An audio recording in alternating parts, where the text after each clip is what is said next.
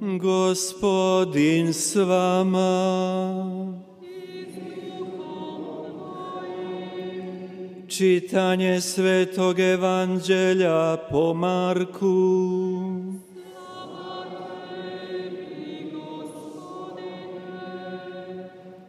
U ono vrijeme dozva Isus 12-toricu, te ih počne slati 2 po 2, dajući im vlast nad nečistim dusima.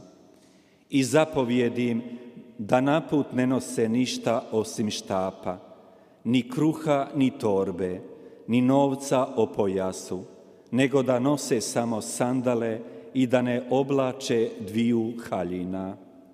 I govoraše im: kad uđete gdje u kuću, u njoj ostanite dok ne odete odande. Ako vas gdje ne prime, te vas ne poslušaju, iziđite odande i otresite prah ispod svojih nogu njima za svjedočanstvo. Otišavši, pripovijedali su obraćenje, izgonili mnoge zloduhe i mnoge su nemoćnike mazali uljem i oni su ozdravljali. Riječ Gospodnja.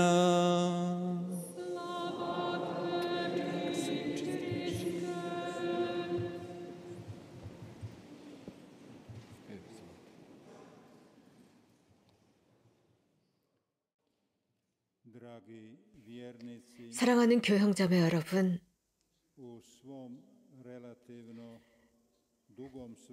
저는 오랜 기간 동안 사제 생활을 해오면서 많은 새사제들의 첫미사에 참여하곤 했습니다. 이러한 첫미사의 분위기는 축하의 분위기입니다. 저는 이런 새사제의 첫미사를 성경적인 분위기라고 생각합니다. 많은 사람이, 제가 하느님의 말씀에 목말라 하는 사람들이 모이고 참여합니다. 열렬하게 이 예식에 참여합니다. 거룩한 미사가 시작되기 전에 입당 성가로 거의 대부분 멜키세덱 대사제여 라는 성가가 웅장하게 올려나옵니다. 이런 첫미사를 봉헌할 때 대부분 우리들의 모든 기도는 미사의 주인공이신 주님이신 예수님께 많은 추수꾼들을 보내주십사 청합니다. 또 성대한 행렬이 이루어집니다. 새사제가 제대로 가까이 다가갑니다. 그리고 성가와 인사와 많은 사제들이 함께 참여하는 성대한 첫미사입니다. 그리스도의 교회는 이러한 첫 사제를 보면서 기뻐합니다. 모든 새사제는 예수 그리스도께서 파견한 사제입니다. 12 제자를 보내신 것과 같습니다. 오늘 복음에서 들은 바와 같습니다.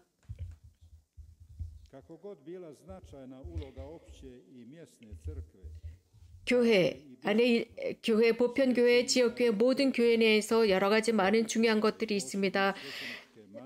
교황님과 사제들과 주교들과 또 사제들, 또 사제의 어머니가 계시고 교사가 있습니다.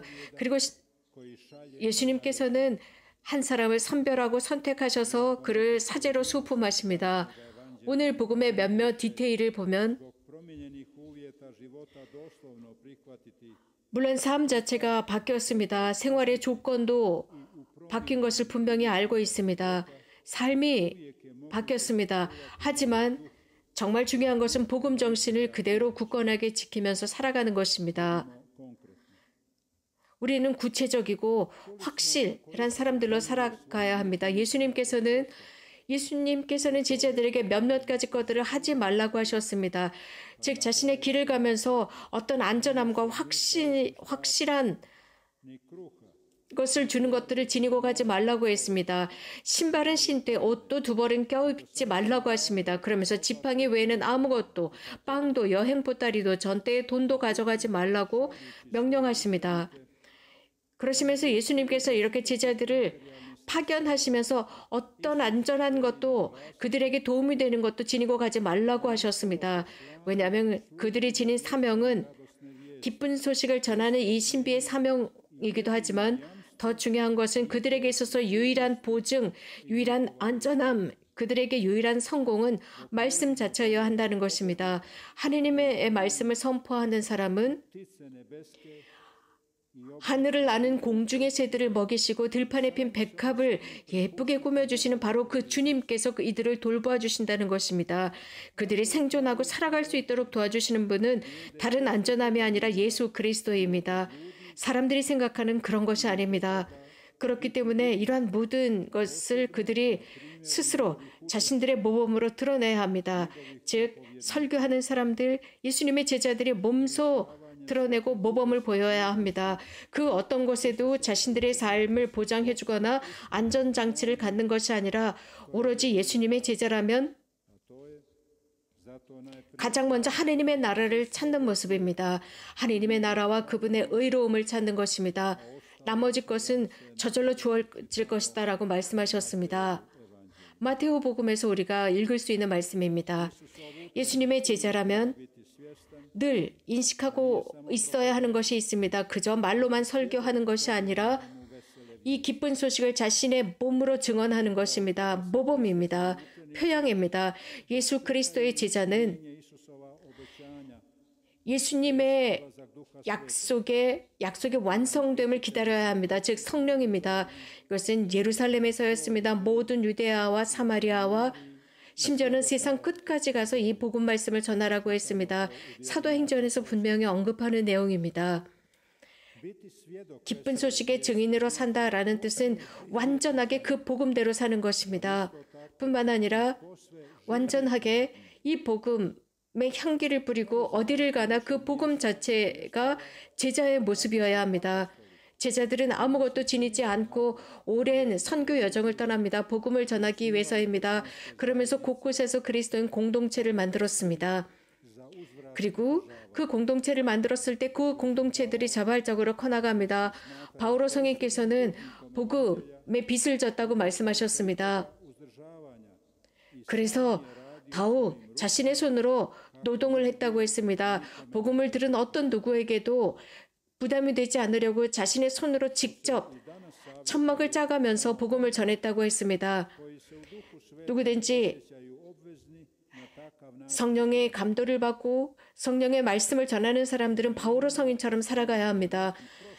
또 몇몇 공동체들은 이렇게 애긍을 하면서 살아가는 공동체들이 있습니다. 그들이 이런 모습으로 살면서 복음의 정신을 다른 방법으로 모범을 보이고 있습니다. 제자들의 모습입니다. 모든 성인들이 그러했습니다. 그들은 소유하거나 혹은 재물에 집착하지 않았습니다. 오로지 복음대로만 살았습니다. 오로지 복음에 충실한 모습으로 살았습니다. 복음에서 강조하는 것은 모든 세상의 재물로부터 분리되는 것입니다. 그리고 하나님의 섭리에 자신을 맡기는 것입니다. 아주 작고 단순하고 겸손하게 사는 모습, 이것이 바로 복음을 전하는 설교가의 모습이고 이러한 정신으로 살아가면서 그러한 복음의 정신을 수락하고 이해하는 것입니다. 현대 설교를 한다라고 한다면 이렇게 복음을 그대로 드러내야 합니다. 가끔 그러지 못하는 경우들이 있습니다. 예수님의 말씀을 전하는 후계자들은 두 가지와 관계가 있습니다. 즉 회개로 부르심을 받았고 악령을 쫓아내는 것입니다. 복음에서 언급하는 것과 같습니다. 이 두 가지는 서로 연결되어 있습니다. 악령으로부터 정화시키는 것입니다. 악령은 도저히 할 수 없는 바로 회개입니다. 사람의 마음 안에 암흑이 있다면 그것은 아집에 쌓이게 됩니다. 그렇기 때문에 또 다른 스승을 찾을 수밖에 없습니다. 자신의 음성과 목소리, 마음을 들여야 합니다. 다른 방법은 없습니다. 그렇기 때문에 사도행전의 메시지는 공허한 말로 이루어진 것이 아니라 그것은 생활 자체였고 죽음 자체였으며 혹은 부활이었고 혹은 파멸이었습니다. 사제들을 통해서 하나님께서는 인간을 구원하고 싶어 하십니다. 모두에게는 구원이 필요합니다. 건강한 사람에게는 의사가 필요 없다고 예수님께서 말씀하신 것과 같습니다. 누구든지 건강한 사람 누구일까요? 아무도 없습니다. 모든 창조 세계는 고통에 신음하고 있습니다. 주님께서 당신의 말씀의 전달자들을 보내시고 우리들의 가정과 우리들의 인생과 우리들의 마음 안에 계속 2000년 동안 보내고 계십니다. 우리는 이런 말씀을 전하는 사람들을 받아들일 준비가 되어 있습니까? 치유받을 준비가 되어 있습니까? 즉 우리들의 사제들을 받아들일 준비가 되어 있습니까? 또 다른 현실입니다. 우리 모두는 주님께 속해 있습니다.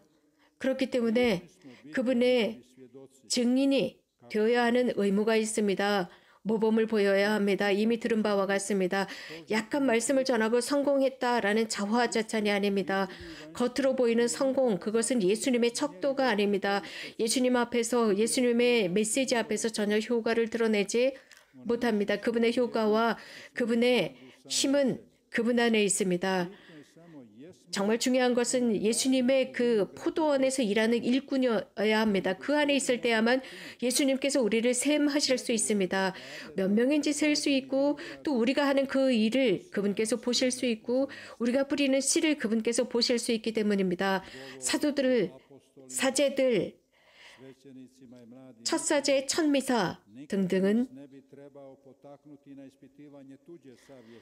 다른 사람의 양심에 억지로 씨를 뿌리는 것이 아닙니다. 그가 무슨 일을 해야 하느냐라고 의무감을 지워주는 것이 아니죠. 중요한 것은 우리들의 모습을 보면서 그들이 씨를 뿌리도록 해야 합니다. 주님께서 우리들을 보내시는 그곳에 가서 우리들은 모범을 보이는 것입니다. 은퇴하신 베네딕토 16세 교황님께서는 이런 말씀을 하셨습니다. 사제들의 모범이 중요하다고 했습니다. 신자들은 자신들의 사명에 충실해야 하며 그럼으로써 새로운 사제 성소가 태어나고 수도 성소가 태어나며 하느님의 백성을 위한 봉사가 태어난다고 했습니다. 우리들의 노력 여하에 따라서 사제 성소와 수도 성소의 열매를 맺을 수 있다고 했습니다. 가장 중요한 것은 하느님의 자유로운 활동에 맡겨야 한다라고 했습니다. 사목적인 부분은 바로 질적인 것입니다. 질적인 면에 있어서 개인적이고 공동체적인 질적인 증언입니다. 이미 주님의 부르심을 들은 사람들의 질적인 증언입니다. 사제성소와 수도성소의 불림을 받은 사람들의 질적인 증언입니다.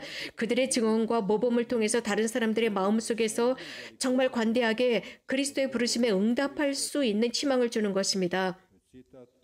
베네딕토 16세 교황님께서 말씀하신 내용입니다. 이런 교황님의 말씀은 굉장히 유명한 프란치스칸 신부님께서 강론 중에 인용하셨습니다. 루피시라고 하는 신부님이십니다. 첫사제의 첫 미사 중에 1960년 8월 2일 그 첫 미사 중에 강론을 하신 내용이었습니다. 누군가가 이런 말을 했다고 합니다. 하나님께서 누군가의 파멸을 원하신다면 그 사람의 정신이 아니라 한 사람만 망하면 되지만 한 나라를 망치려고 한다면 한 사제를 망치면 된다라고 했습니다. 그리고 전체를 지옥으로 끌고 가기 위해서는 한 사제를 망치면 된다라고 했습니다. 이렇듯 사제가 중요합니다. 사제가 없어진다면 미사가 없어집니다. 기도가 없어집니다. 이제 성당 안에 켜있는 초가 없어집니다. 그리고 성당의 종이 없어집니다. 그리고 파스쿠아, 즉 부활과 주일과 미사 등등이 사라집니다. 이렇게 하면서 이제 사람은 더 이상 그리스도교 신자가 아니고 그리스도교 신자임을 포기한다면 인간임을 포기하는 것입니다. 여전히 루피노 신부님께서는 어떤 책에서 이런 말씀을 하셨습니다. 아주 오래전 신학생이었을 때 독일 어떤 곳에서는 크로아티아 노동자들이 많이 살고 있었습니다. 그 중에 어떤 노동자를 알게 되었는데 그들 중에 한 명은 이민자였습니다.